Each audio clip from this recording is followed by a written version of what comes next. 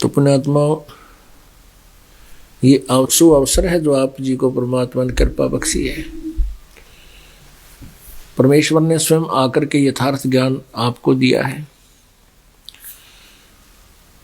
मानो ये आत्मा मानव शरीर धारण करके जो पुण्य आत्माएं हैं, पिछले मनुष्य जीवन से आई हैं, वो परमात्मा की भक्ति के बिना रह नहीं सकते।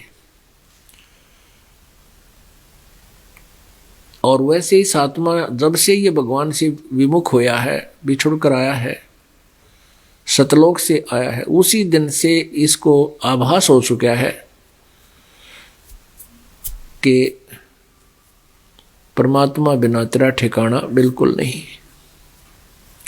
उसी दिन से ये फिर खोज करने लग गया है परमात्मा का। इस आत्मा ने उसी दिन से ट्राई शुरू कर दी। लेकिन जहां ये आ चुका है, जहां ये आत्मा आ चुका है, इसको मालूम नहीं तू कहाँ आ गया। और यहां का मालिक कौन है? काल, ब्रह्म, ज्योति निरंजन सदाशिव,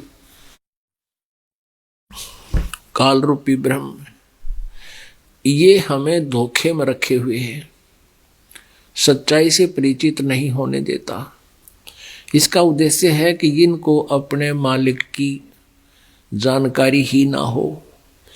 और इसी कारण से ऋषि महर्षियों ने एक अज्ञान छुरी बना दी, सिद्धांत बना दिया कि जन्म मृत्यु कभी समाप्त नहीं होता, जन्म मृत्यु तो बना ही रहेगा।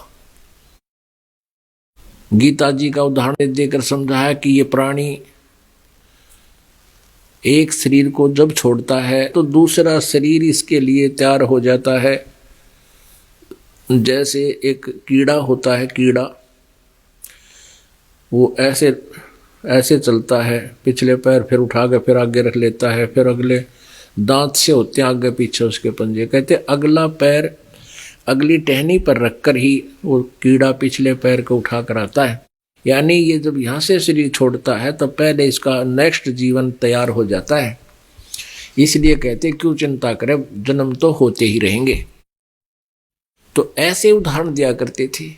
अब आज मनुष्य जीवन है, अगला गधे का तैयार आप हो गया क्योंकि भक्ति ठीक करी नहीं।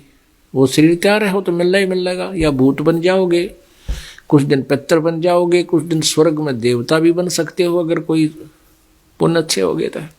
लेकिन तत्व ज्ञान के अभाव से हम परमात्मा के विधान से बिल्कुल अपरिचित हो चुके हैं। पुण्यात्माओं, पिछले सत्संग में आप जी को बताया था कि ये प्राणी दो प्रकार से मानव शरीर प्राप्त करता है। एक तो